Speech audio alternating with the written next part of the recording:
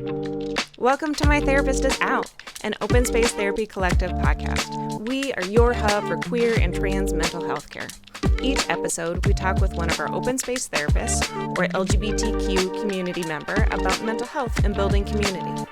I am your host, Renae Johnson, they, them. Founder of Open Space Therapy Collective, I'm a licensed therapist and an art therapist. I specialize in working with queer artists who are exploring their gender identity and recovering from complex trauma. This week, we are talking with Kristen Crowe, she, they. Kristen is a licensed therapist, dance movement therapist, and clinical supervisor with Open Space Therapy Collective. Kristen specializes in working somatically with adults and partners to help heal the mind-body connection so you can feel more grounded and vibrant every day.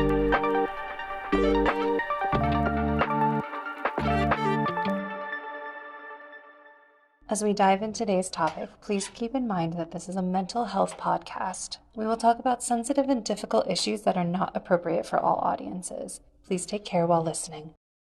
Hey, we had a really great conversation about polyamory and non-monogamy and the importance of making sure that your therapist is informed about these things if you are going to therapy for your relationships or if you're going to therapy at all, really.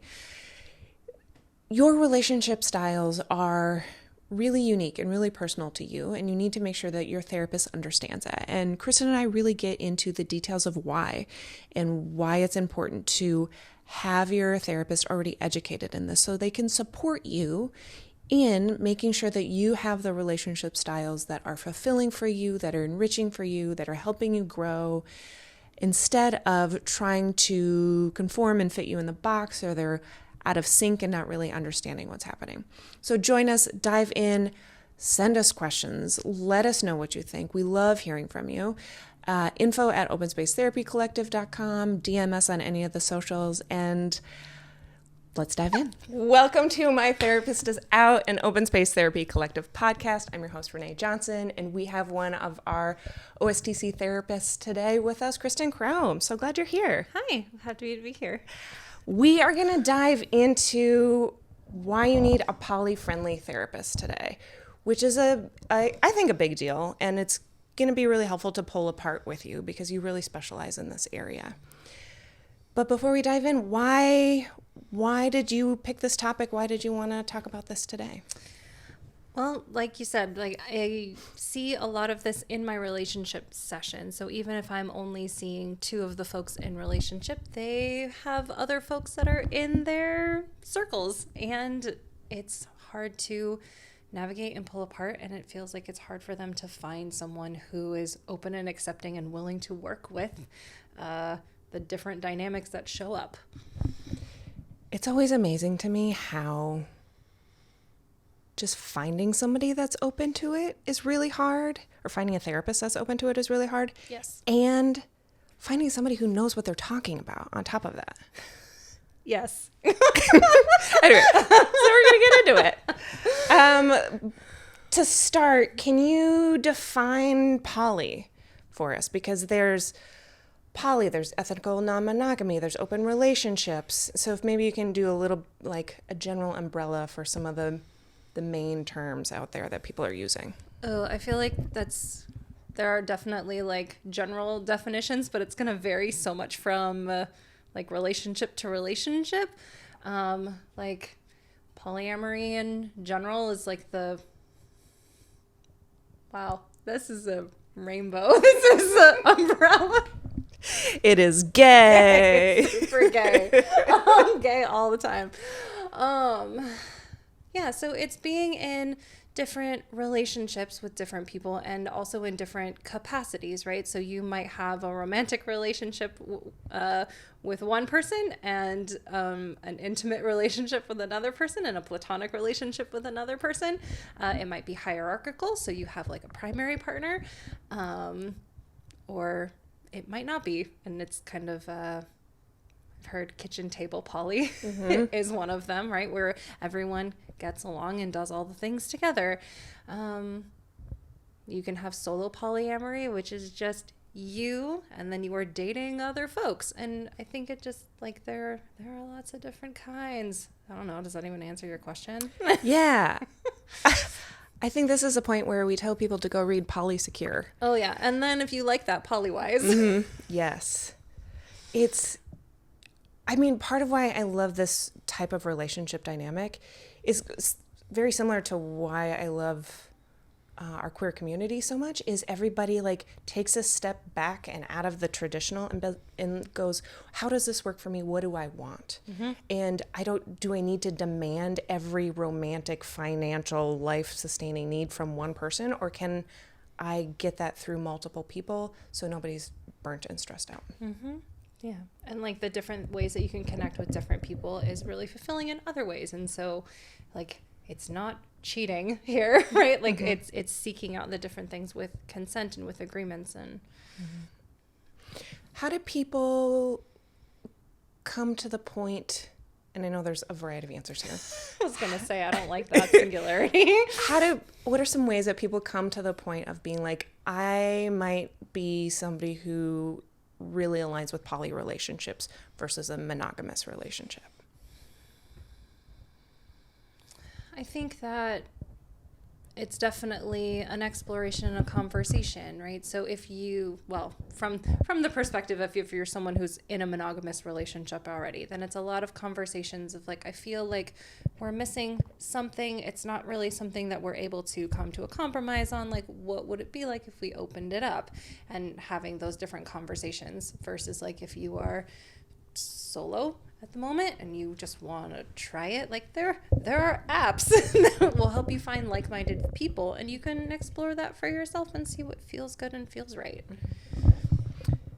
Since we're talking about apps, Field is one.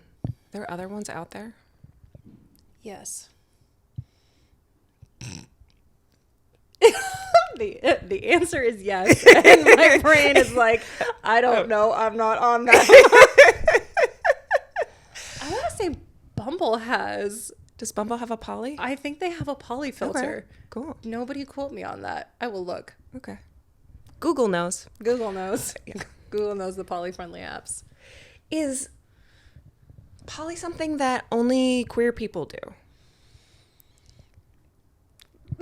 Good luck with this question. You're such an asshole. I mean, I feel like it definitely falls like under the current feeling of society. Yeah, it does fall under the queer umbrella, but I don't necessarily think that that's all that it has to be. It's just different from patriarchy. So, like, my answer is maybe, but not really. Yeah. But also yes. But yeah, and like it, I love these things, and they're impossible because you have to pull apart so much of the patriarchy, so much of the colonial thinking, so much of the religiosity teachings to get to the point where you can re-enter into your relationships, into your gender, into your sexuality. And I feel like there's a space in here where like that alone is such a queer, big zoom out queer experience, is like separating yourself from what's expected to finding what's right for you. And in that there's so much gray area stuff. Like, yes, you can be a cis het dude that dates multiple cis het women in a poly relationship, but those relationships aren't going to be traditional relationships. So no. Are they queer relationships?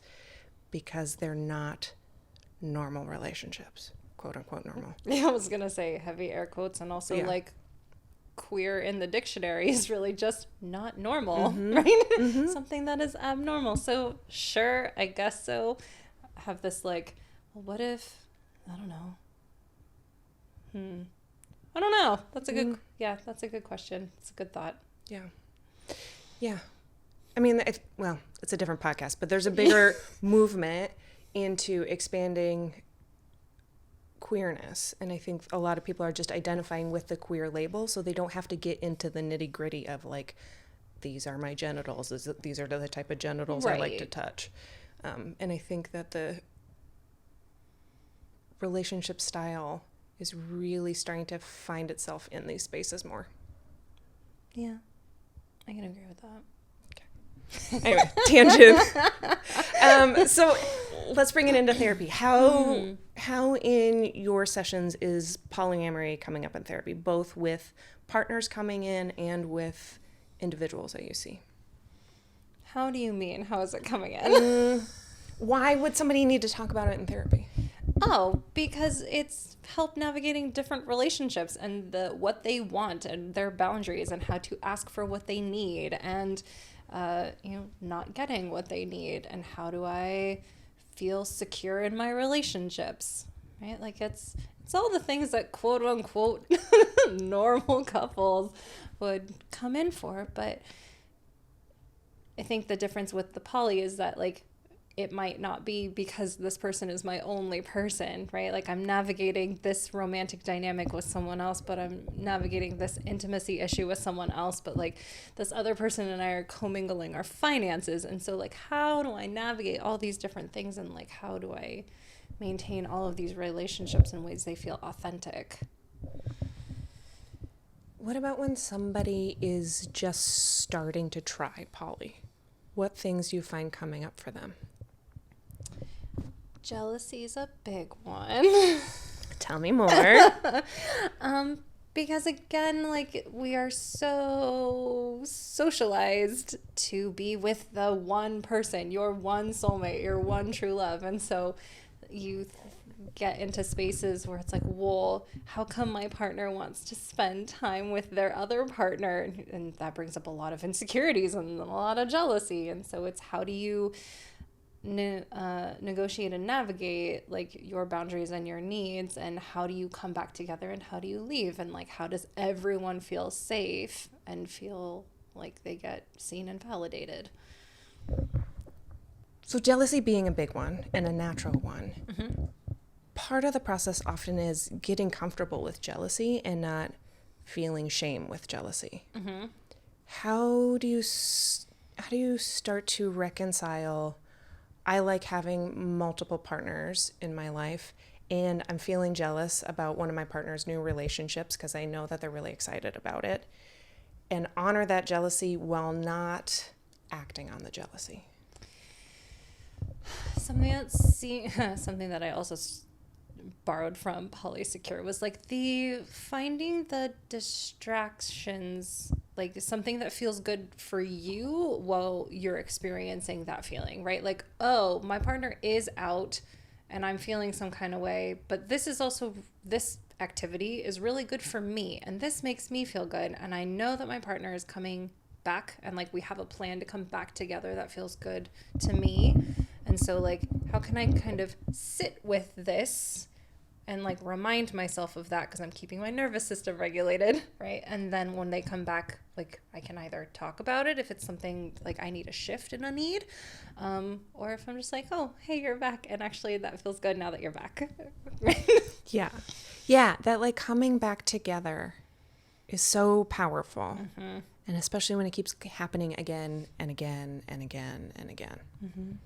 Because we're taught in monogamous relationships that like when somebody is hanging out with people outside of you, it might be a threat, and watch out, and they're going to leave because they're getting something from somewhere else, or they're tired of you and you're boring, or mm-hmm.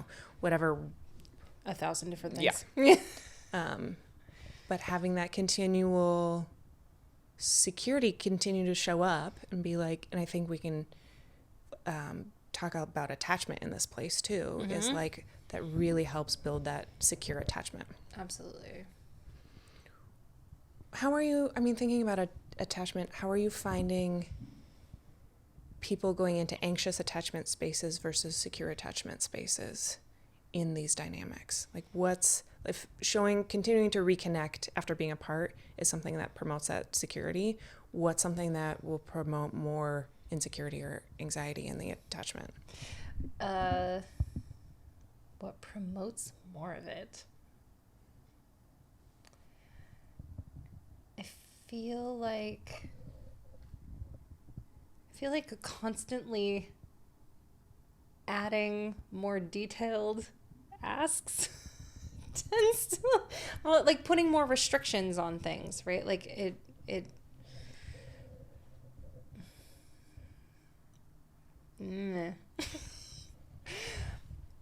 putting more restrictions on things will just kind of reinforce that you need more restrictions in order to keep, again, heavy air quotes, keep them around, right? Versus like having the conversation about like, there's actually like an emotional something that I'm missing. Is there a different way that we can part? Is so I feel like calmer when we leave, or what do I need to do to make sure that I can stay regulated in this space? But if you just keep putting like unreasonable demands on others, then you are just going to feel more anxious, because you're going to feel your partner pulling away with the like, well, hold on a minute, right? Instead of talking these things out and like agreeing with what feels good for both of you. Yeah.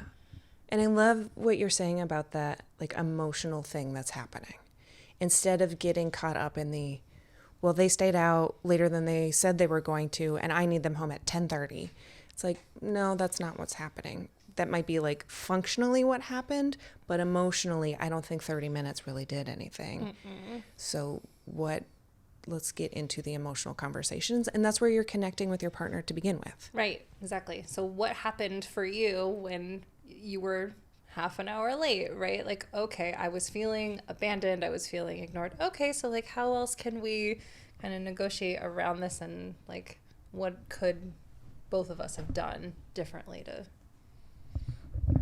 smooth that out? Yeah. Yeah.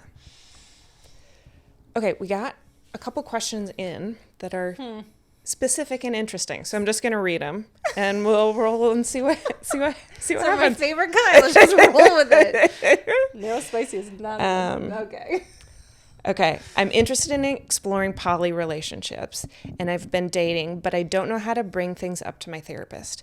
I feel like I need help figuring out how to be myself and tell people that I'm dating what I'm looking for. My therapist is older and married, and I don't think he will understand. I hate when you give me these because I'm like, get a new therapist. I mean, part of what I'm hearing here is this person hasn't even approached it with their therapist at all. Right. And so my first thing is like, do you feel secure enough in your relationship with your therapist to ask, like, just to put it out there? Being like, what do you know about?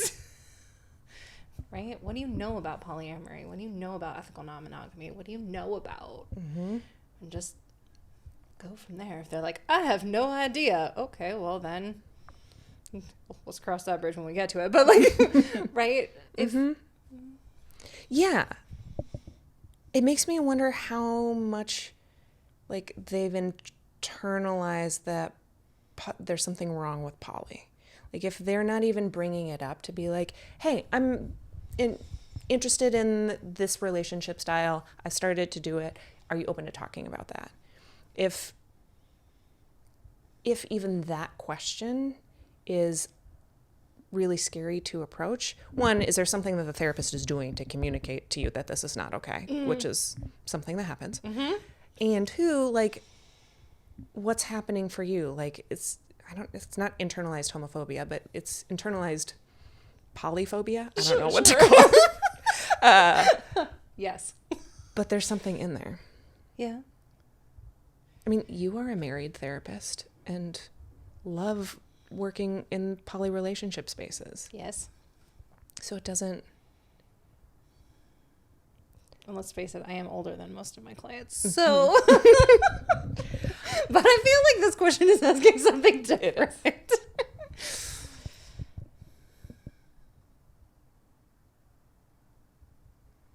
Okay, this question, it just gave me too many more questions. Okay. Yeah. That we're not going to be able to get to because this person isn't here. Okay. What is a way, let me fix my brain. What is a way to bring it up to a therapist? If it's somebody you're working with for a while, let's say you're working on childhood trauma stuff and you want to bring this in and it hasn't even been talked about, and it's new for you, you're not sure if the therapist can handle it, what are some ways to bring that up? I mean, other than I'm thinking about doing this, what are your thoughts about poly? For people who are more passive communicators. That is not an appropriate thought. I need to get rid of that one. For people who are more passive communicators and they want to bring up poly and have not broached that at all, what if you just say, like, I've been dating this person, and then talk about them, and then I've also been dating this other person, and just see, like, does therapist automatically assume that you are cheating on one, or does therapist, say, like, oh, are, like, multiple relationships, like, the way that you do this? Mm-hmm. Okay, let's dive into another question. Okay. So we've got some indirect ways and some direct ways to bring it up to your therapist. Great. I told my therapist that I'm polyamorous and I have a few partners who play different roles in my life. My therapist told me she's fine with this, but I keep feeling like she doesn't take my relationship seriously and keeps guiding me to commit to just one person. What should I do?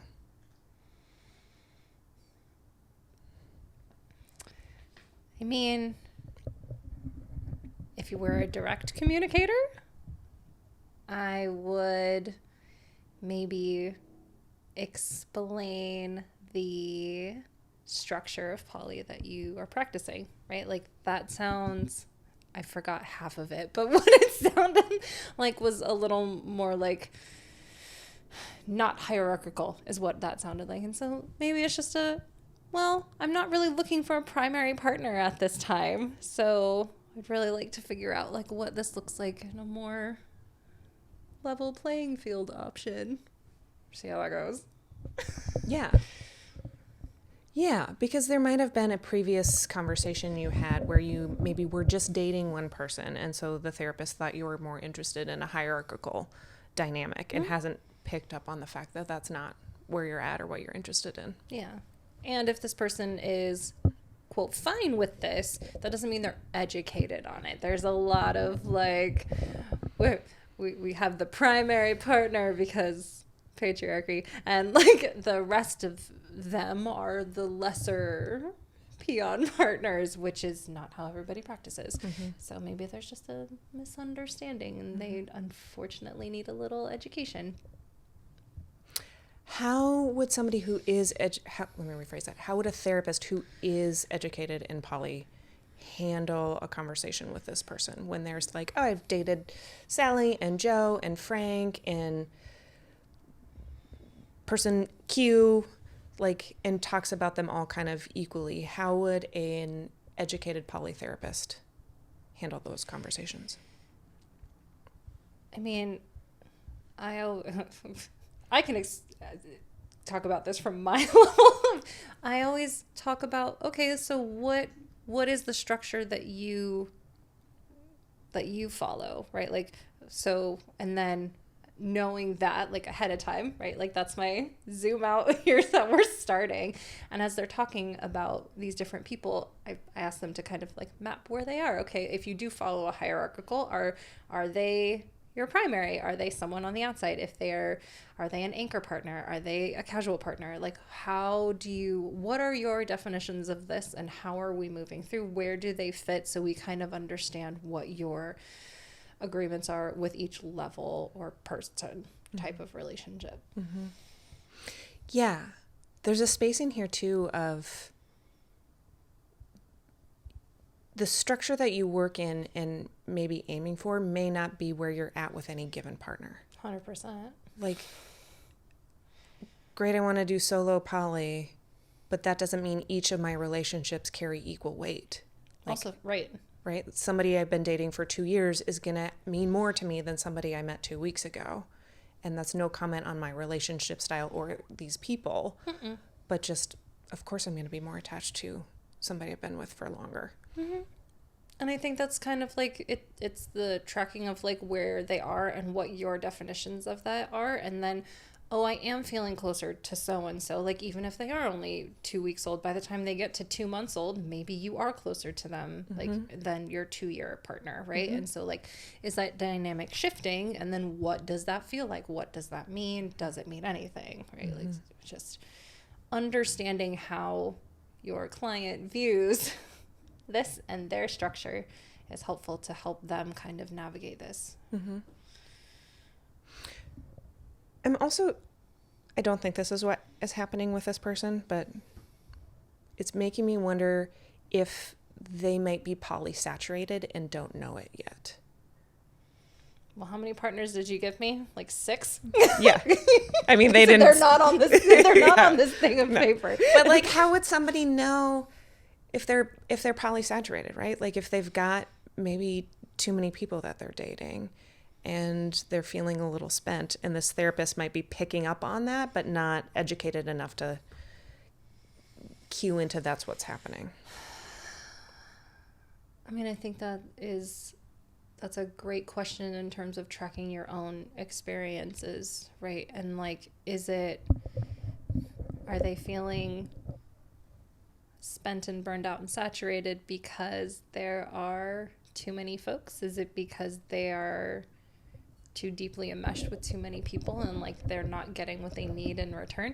Are they just a people pleaser who just wants to be with all the, like, there are so many options. And like it comes with like honest conversations and like really understanding the feeling component of like why am I feeling like this? I'm giving too much. Okay, then, right? Like, being in intimate relationships with a lot of folks takes a lot, because not only like emotional components and things, but like logistical things, like their scheduling and their other, like, we're adult humans with jobs and other things, so like there's a lot that goes into this.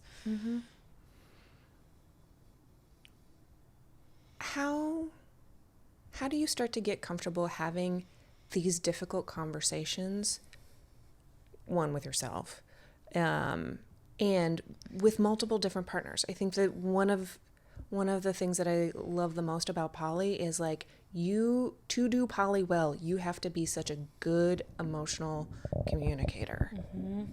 How do you start that journey? With yourself. How do you get like, somebody's been doing it for a while, they're like hitting some like personal deeper stuff, they trying to figure out how to communicate it. What are some ways to de-heighten is not a word, but we're going to use it anyway. De-escalate. Take really heightened emotions and get comfortable with them. So when you're feeling jealousy, when you're feeling fear, when you're feeling anxious, you're not taking it as seriously as the feelings may feel. You can kind of be like, anxiety's here again. I mean, I feel like that's all a really good practice of emotional regulation, and like, what are the things that you know you need to stay at like your comfort level, right? Like, what are the things that bring you back down so you can objectively look at a thing and be like, okay, big emotion, took a break. Okay, that's what's actually happening. I can either see that was attached to, this thing I've experienced before, or like, I really just didn't like that action, right? And then how can I have a grounded conversation and be like, it's not you as a person, it's this thing. Can we come to a different agreement? Because people will grow at different paces and will grow in different directions, and being able to talk about the thing, but also like from a grounded place is important. Yeah. It's making me think of a conversation we were having earlier, how taking a beat to respond instead of reacting in the moment to what's happening isn't avoidance. It's a really healthy way to like ground in yourself, take some time to take in all the emotions as information, but not necessarily facts, assess the situation, the partner, all of the things, and then respond. Yep. Yeah. It is there. Part of the conversation that I was having earlier was, like you get into this really heightened state and your body automatically goes into like fight, flight, fawn, freeze, and you're going to react to that thing and your brain is not online. Your brain is not online. So if you want to have a logical conversation where you can see all of that, your body has to come back down. And that can be through a variety of ways, whatever works for you. But like you can't come at it just spewing random stuff because that's not going to get anybody anywhere. No, not at all.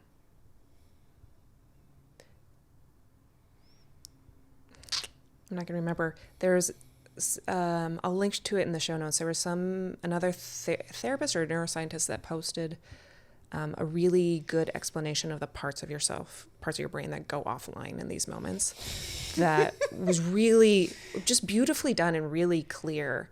And just like, don't even try. Like, you can't will yourself through this. No. Just, it's offline. Go eat a sandwich. Yep, your brain is like, it's like a computer, like it overheated and it needs a minute to like cool down and reboot. Just like go, literally, go eat a sandwich, go drink some water, go wash your hands, go pee. Like do any of these things that don't require lashing out at your partner. Okay, back to questions. Great. I feel like we already answered that one, so I'm going to skip to, I need relationship therapy in my triad or secondary polycule, but all I see out there is called couples therapy, and I'm really frustrated. Doesn't anybody care about my life? We do. We do. We do. I think, again, it goes back to like, that is just the socialized, like that is what people are seeing. And it's like the most quote Google searchable like thing. There are folks out there, like there are folks that will see people in poly relationships, and albeit they're harder to find. I'll validate that. It sucks. It does. It's tough. How do you, and this is a future podcast that you and I are going to do, but Is it? Yes, you've already wanted to say this one. How do you interview a relationship therapist to know if they're actually polyeducated versus just saying they are? Oh. I think my potential clients have probably done more education on this for me than anything else, because some of the questions I get, I was like, oh, okay.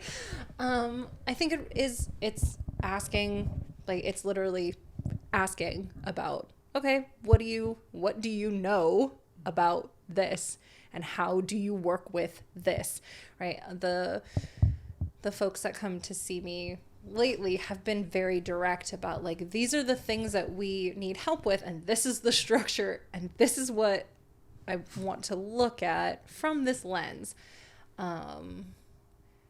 Because I also... What's an example? Oh, like the... having mismatched ways that they practice poly. So like hierarchical versus non-hierarchical, and not having super clear conversations about that to start with. And like, and kind of like what you mentioned earlier, right? Like when you've been with a partner for so long, like the person who might be practicing hierarchical might assume that like you're moving in this space, but the other person's like, well, it's not what I wanted, right? But like the conversations aren't always aligning with what that would need to be there. And so they were very upfront with me, like in the interview, like, hey, this is what's happening. I was like, oh, okay, then we have to have a conversation about like new agreements. We have to have conversations about like, what is this actually looking like? How do you want this to look? Right. And so they were like, oh, that makes more sense. And so yeah, I think that's something that's not talked about enough in poly conversations, well, mental health poly at least, is that you can have two people in a poly relationship, but if they have different poly structures for themselves, there's a whole nother layer to that relationship that really needs to get sorted out between the two of them. Mm-hmm. Yep. Because just because you're poly doesn't mean you're the same poly. Absolutely not.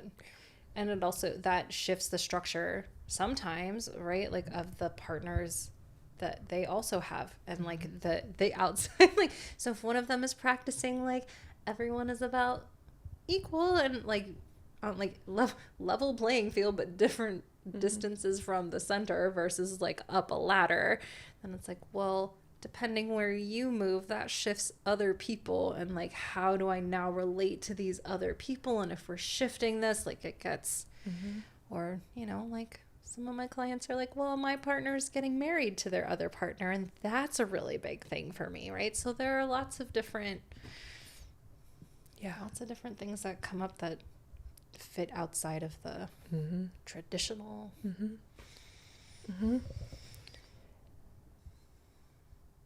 What are some, let's go back to the beginning, and this will kind of be our last question, is for somebody who's listening to this and maybe they've read Polysecure or one of the other, like more than two, or yeah, I mean, there's a small handful. Yeah, I was about to say there's a ton of. I'm not. No, there's not. There's a small handful. Ethical Slut. Even that one's great, but it's still kind of out of date at this point. Yeah. Anyway, if somebody's on the apps, starting to have some conversations, read some books, thinks it might be useful for them, what are some good ways that they can get support for themselves? Or things that they can ask themselves, or structures they can put in place to be helpful as they enter into this relationship style? I think that it's that like emotional honesty is not the word that I want. It's that emotional intelligence. It's gone. That works, I guess. It's like that emotional awareness piece, right? Like noticing how certain things feel as you start to develop different ways of interacting and being in relationship with folks, right? Like it's, okay, that actually doesn't feel good. Does that not feel good because I've got internalized stuff going on, or does that not feel because that is not the structure that I want? Okay, like what are some things that I can do to change that? And it's just being really aware of yourself and really honest with yourself, and not just going to be like, I'm just going to do whatever this person that I'm newly dating is doing because I don't know any better, right? Like really decide if that, sure, try it on, but really decide if that feels good or not as you explore. And like, if I'm sure that you're meeting friends as you like go about this, like have conversations with them. That's kind of what I love about queer and poly folks in general, is like, we like to talk about all the things. You get to meet a queer person who doesn't want to talk about the thing, right? Like, so let's explore it. Yeah. Try it on, pay attention. If it doesn't fit, you don't have to do it. Nope. Really don't. Cool. Well, thank you so much for picking this topic and like diving in with me today. It's such a expansive space to be questioning relationship styles, and then having like the self-empowerment to be like, I think I want to do it this way or that way, or in the whatever way feels good. And I love that the clients that are coming to see you have a safe space to explore that with somebody who knows what they're talking about, so they're not being misguided. Yeah. I'm doing my best. So while you and I love therapy and we think it's very important, it is just a piece of the puzzle. And community is the thing that helps us thrive. Therapy helps us heal and community helps us thrive. Do we believe that?